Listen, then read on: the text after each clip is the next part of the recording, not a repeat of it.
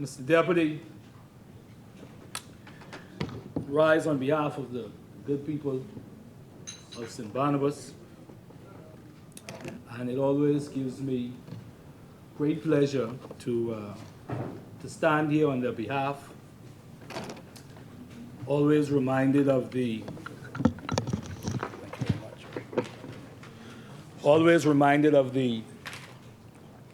great honor and responsibility that we all have in representing our constituents in particular, and the Bahamian people in general. Mr. Deputy. Mr. Deputy, I don't intend to be very long, Mr. Deputy. Just 40 minutes. 40 minutes. I don't intend to be very long. My father taught me that sometimes you have to know when to talk long and when to talk short. Right? Mr. Deputy, before I get into components of the bill, I just wish to offer condolences to the family of Mrs. Roberta Sands, who is the mother of the chairman of our party, Dwayne Sands, and his siblings. Many of them are known to many of us. So to the entire Sands and Turnquest family, I offer my sincere condolences on the passing of Mrs. Roberta Sands. Also wish to offer my condolences to the entire Baptist community on the passing of Reverend Dr. Lloyd Smith from the National Baptist Missionary Convention, and of course, in particular, his Mount Horeb family. Also, while I'm on my feet, Mr. Deputy, I've talked a great deal from time to time about one of the great privileges of the various relationships, associations that Almighty God has given me the ability to experience in my short 46 years on this earth.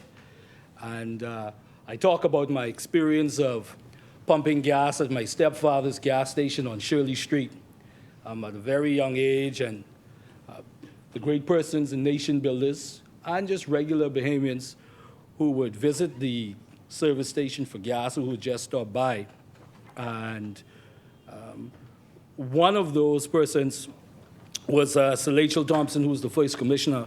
I actually used to wash his car every Saturday, but I got an opportunity to really talk to him about his time as commissioner of police, Mr. Deputy.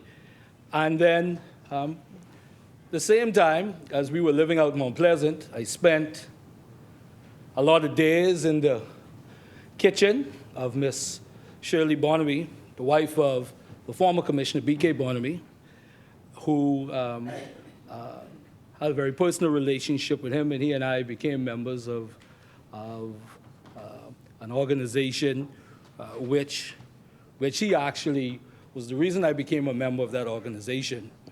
And that same organization, Mr. Deputy, I was very fortunate to develop a relationship with another commissioner who was Paul Farquharson Sr. and actually Paul Farquharson Jr. So I offer my condolences to the entire Farquharson family on the passing of the former commissioner. I enjoyed the times when I would have the opportunity to absorb as much information from him as possible. I commend his service to the Royal Bahamas Police Force and his leadership, and to the Commonwealth of the Bahamas, Mr. Deputy.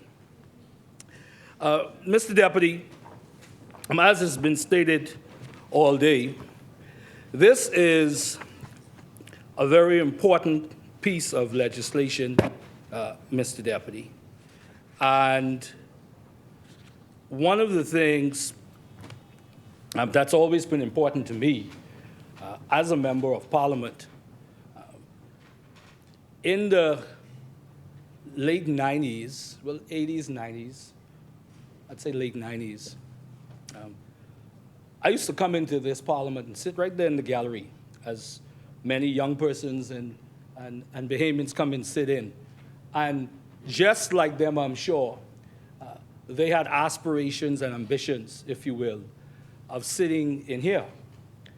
And I always remember one particular day, because I used to come in here so often, and actually on my lunch breaks occasionally, because I was working in the downtown area at the time. I was working for Graham Thompson and Co. Coming here and sit and watch the proceedings. And I remember one particular session, the Honorable Neville Wisdom at the time, he walked out and he said, well, he knows the family, so he said, boy, Shanendon, you have interest in becoming a member of Parliament, eh? And at that time, I just said to him, boy, Minister Wisdom, we'll see what happens. So to God be the glory, some years later, I am here. But in sitting and observing in that gallery and trying to be diligent in that observation was just seeing the process in the House. Obviously, it's still a learning process, but to sit here and to watch former parliamentarians, some of whom have passed on, but to just watch the back and forth and to see how this institution runs.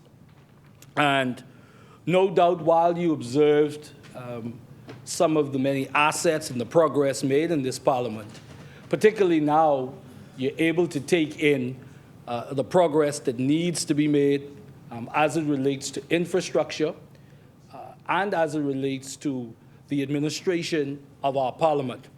And so it is a pleasure to stand here, Mr. Deputy, to be a part of supporting this very important bill. And just to emphasize, Mr. Deputy, that one of the things that I believe that we have been very inadequate about and we have fallen short about, those of us in politics, is making the connection, and albeit it's not for not trying, but this connection between how important the institution is to the development of our country and how important this institution is for future generations of Bahamians. Because quite frankly, some persons only view this institution, understandably so, I guess you could say, relative to the contribution of their member of parliament and as it relates to the politics, than the broad importance and magnitude of this institution to the Commonwealth of the Bahamas. The institution, Mr. Deputy. This is important. So this bill is not just important for the administration of this parliament and the independence of this parliament, but it's important to the consciousness of the Bahamian people and what we will leave in terms of this institution. What will this institution be for my great-grandchildren and then their great-grandchildren, Madam Speaker? Recently, Mr. Deputy, I would have paid a short visit to Washington, D.C., Maryland area, and of course had the opportunity to visit a number of the institutions there in D.C. And it was just a reminder, and obviously they've had a longer run.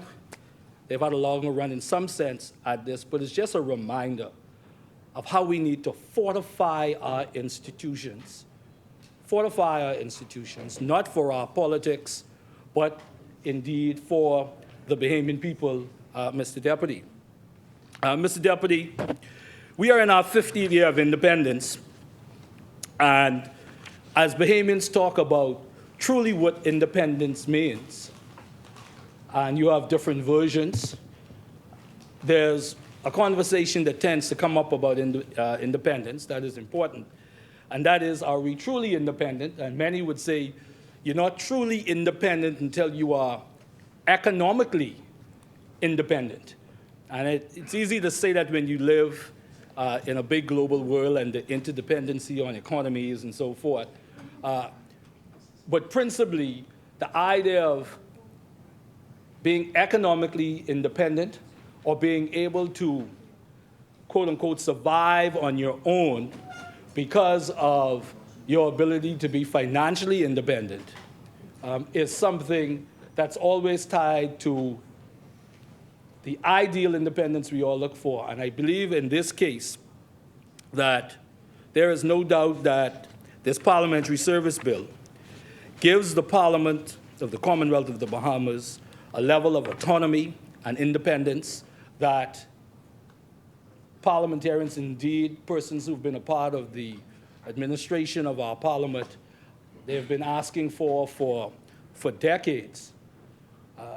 But however, I would say, or in addition, I would say, the next level of this is complete financial independence for our Parliament.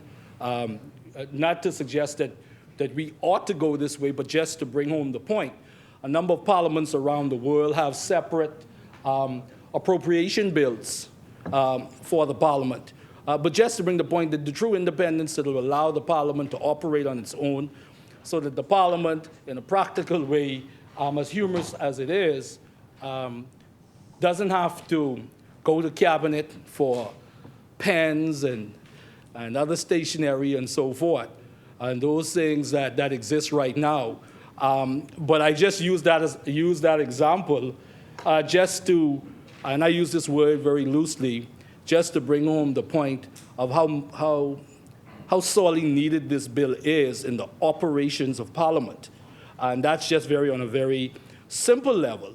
But the fact is that in order for our Parliament to be durable in every sense of the word, we must do what we can to strip away any shackles, if you will, from an administrative standpoint, and allow the Parliament to continue or to bear or to add to its distinction in its operation in our country and the separation of what this Parliament means for our country and the separation of powers, Mr. Deputy.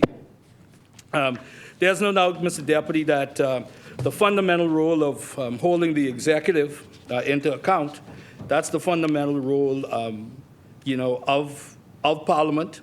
And so this bill allows us to get on the road, Mr. Deputy, to true independence for our Parliament. I believe that we've taken for granted, and a number of members on both sides have talked about it this afternoon, we've taken for granted all of the complexities and necessities relative to running the Parliament. So, for example, I know the member for West Grand Bahama and Bimini talked about the committees. And there's no doubt that the committees not functioning is not as a result of not having financial independence. But there is no doubt that the independence that this bill seeks to bring in will allow for the more efficient facilitation and operating of those committees, particularly as you get the necessary resources and funding to allow for the Parliament to be a benefit, not only for the members who represent the Bahamian people, but the Bahamian people themselves.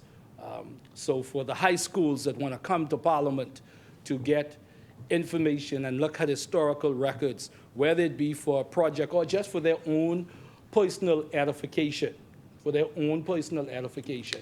and for them to see the benefit, Parliament as a benefit for their development, not only for their political development as they may look at it, but for their personal development and what it is to be a Bahamian and what makes us uniquely Bahamian, Mr. Deputy.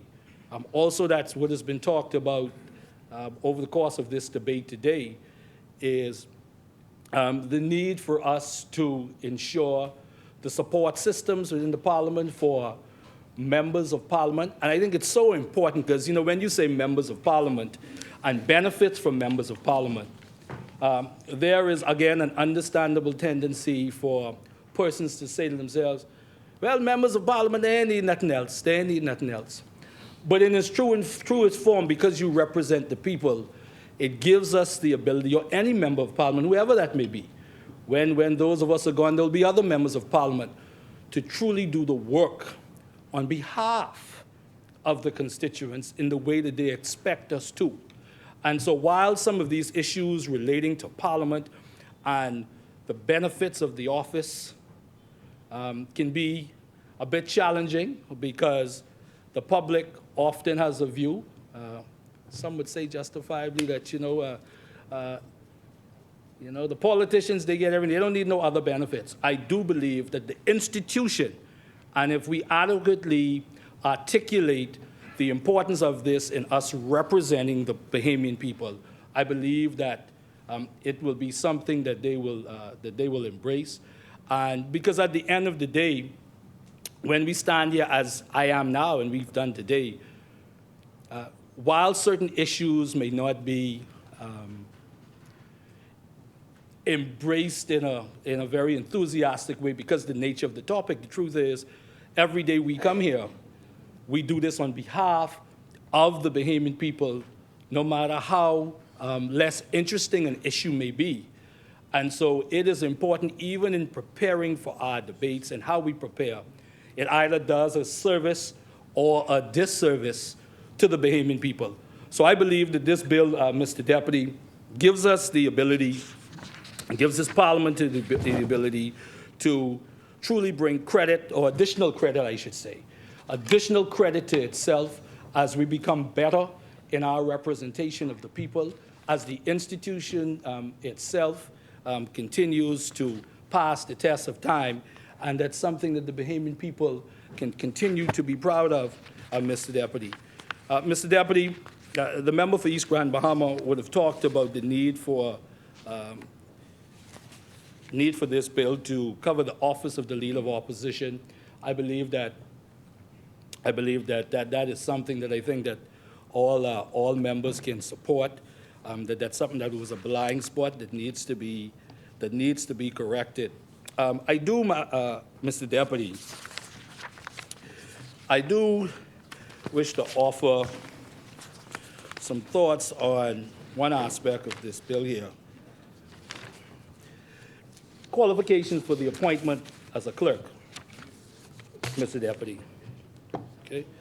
So a person shall be qualified for appointment as clerk if that person has a minimum of 10 years experience in parliamentary procedure, or is a counsel and attorney under the Legal Profession Act, Chapter 64, and is mentally and physically able to perform the duties of clerk, is not an undischarged bankrupt, has not in the preceding 5 years before appointment, 1, served a sentence on conviction of a criminal offense exceeding 6 months, 2, contested an election for political office.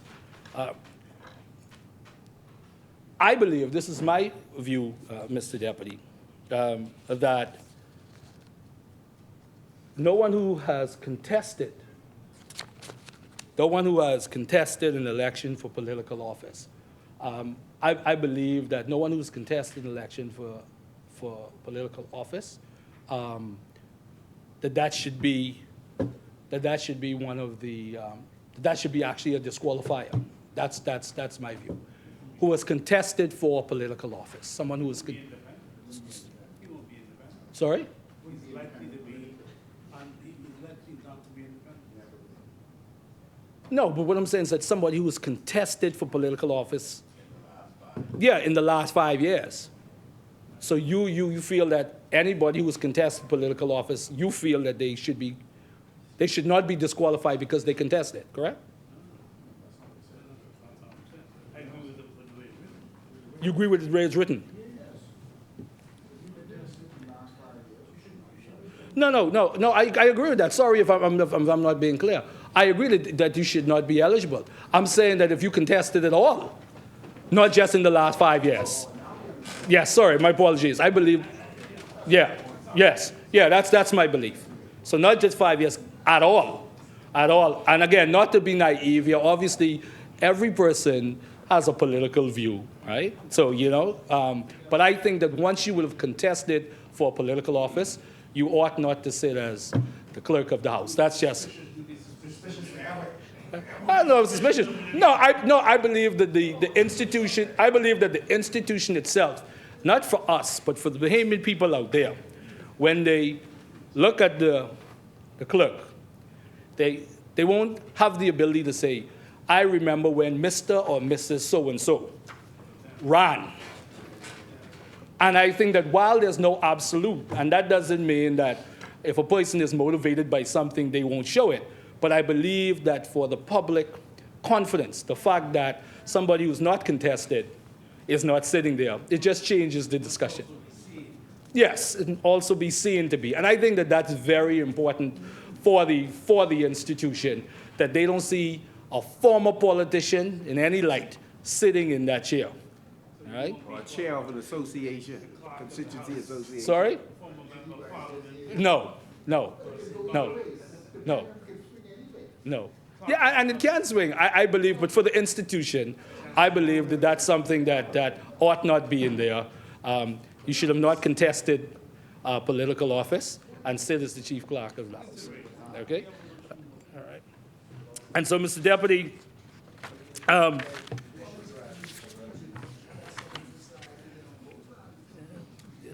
the independence of officers, and this is on the same matter, but just emphasizing how important this is. Independence of officers and staff of parliamentary service. The office and staff of parliamentary service shall be independent, apolitical, and nonpartisan, and every member of the Senate and House of Assembly shall promote, respect, and honor the independent, nonpartisan, and apolitical nature of the parliamentary service, and shall not seek to influence employees thereof in discharge of their duties or functions. It was said earlier, but for this member, I wish to emphasize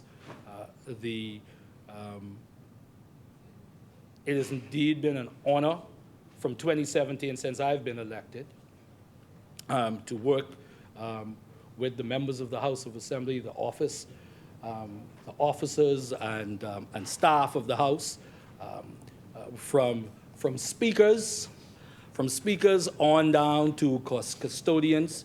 And for me, Mr. Deputy, and I'm sure other members do it, I make it a point that every day that I come in here, from the sergeant at arms to the custodial persons, to let them know, to always be courteous and respectful, and to find out how their day is going, and to let them know, just appreciate their efforts and service, Mr. Deputy, because the truth is, in the roles we have, and sometimes you're ushered along very quickly and you're trying to do your job, you have to remind yourself, or you ought to remind yourself, that there are persons who are with us and around us every day that are doing an incredible job that helps us to do our jobs. And they aren't the ones, and this is always, in most cases, this is the case, they're not the ones that are in the front of the media and on the camera, but they are the ones that are truly doing the sacrificial work, in my view, sacrificial work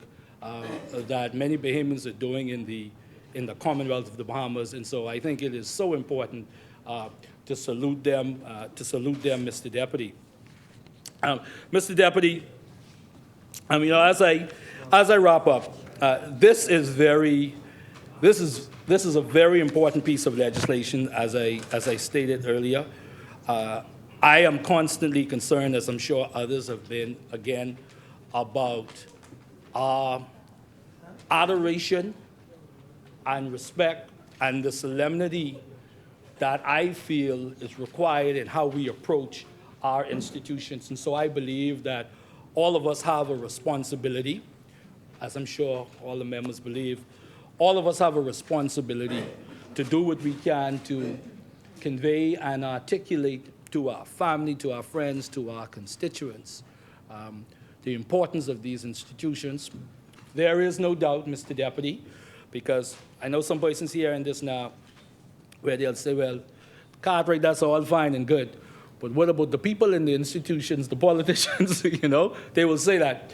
There's no doubt that falls into everything. But the reality of it is, Mr. Deputy, that The institutions themselves, there's a distinction between the institution itself, and the members that come in the institution, and I know for some people it's one and the same. But the institution is the institution because the truth is whoever governs, whoever becomes the opposition, however the numbers fall in here in terms of majority and minority, it's the institution that stands no matter what. And so what we are here to do today is to fortify the institution. And that's why this should and has received bipartisan support, because the institution requires that this gets the support, notwithstanding the amendments suggested and other changes that may need to happen. This is about the institution of our parliament, and we know that, from 1729, September 29, 1729, that we've had an uninterrupted democracy, and this parliament has been meeting. And so that long legacy and tradition of parliamentary rule needs always to run parallel with the progress made, improvements made for the functioning of that parliament, and something that the Bahamian people, Mr. Deputy, should rightly expect and be proud of. Mr. Deputy, with those few words, this member supports this bill, on behalf of the Bahamian people, who this would bring great credit to, Mr. Deputy. Thank you very much. Thank you, Honourable Member.